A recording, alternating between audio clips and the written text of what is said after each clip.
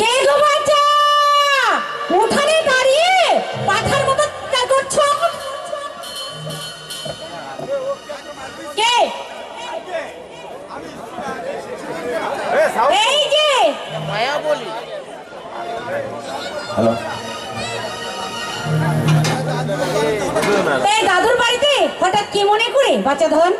আর বলবেন না মাসি, শালা বুড়ো দাদু একটা টুকটুকে ফোন দিয়ে টুকটুকি বলে 6 মাস ধরে ঘোরাচ্ছে, আর টাকা যা নিয়েছে হিসাব করলে একটা অঙ্কের বই হওয়া যেত, অথচ পাত্রের বেলা কাজ করা। আপনি বলুন তো মাসি। এই মাসি মাসি করছো কেন? মাসি আগে আপনি দেখেই বুঝতে পেরেছি আপনি যুধিষ্ঠিরবাবুর মেয়ে। যুধিষ্ঠিরবাবু আমার দাদু, অতএব সেই সূত্রে তবেই হচ্ছে।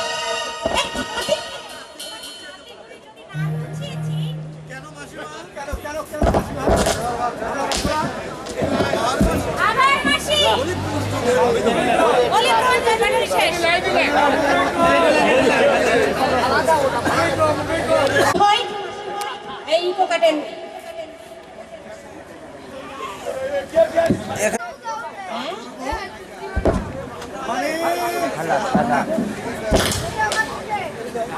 যুধিষ্ঠিরবাবুর কপালে এত সুন্দরী বউ জুটলো, অথচ হ্যালো হ্যালো,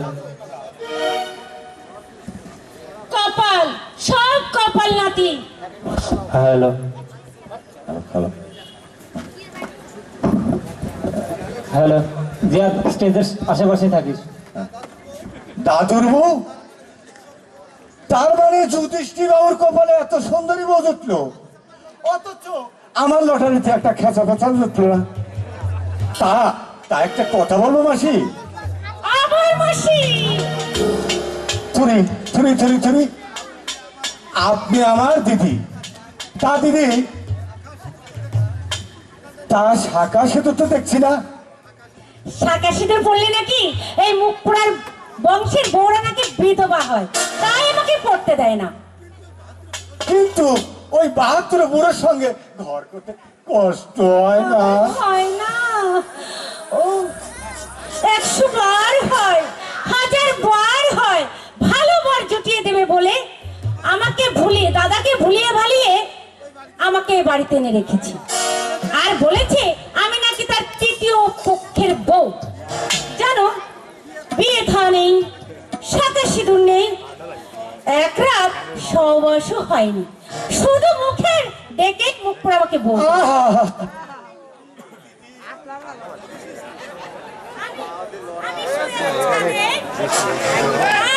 আর আমি বালিশ টিপে বুকে বিছানায় ছটফট করি নাতি, তোমাকে বোঝাতে পারবো না নাতি। আর বোঝাতে হবে না দিদি, আর বোঝাতে হবে না, আমি সব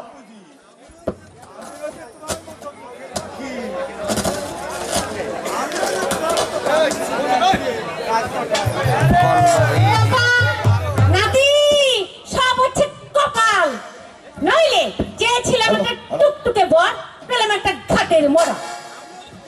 আমিও তো তোমারই মতো একটা টুকটুক ছিলাম, কিন্তু পাই কোথায় বলো দিদি? বড্ড দেরি করে এলে নাতি, দুদিন আগে যদি আসতে। হ্যাঁ হ্যাঁ রে, বলো না দিদি, আর বলো।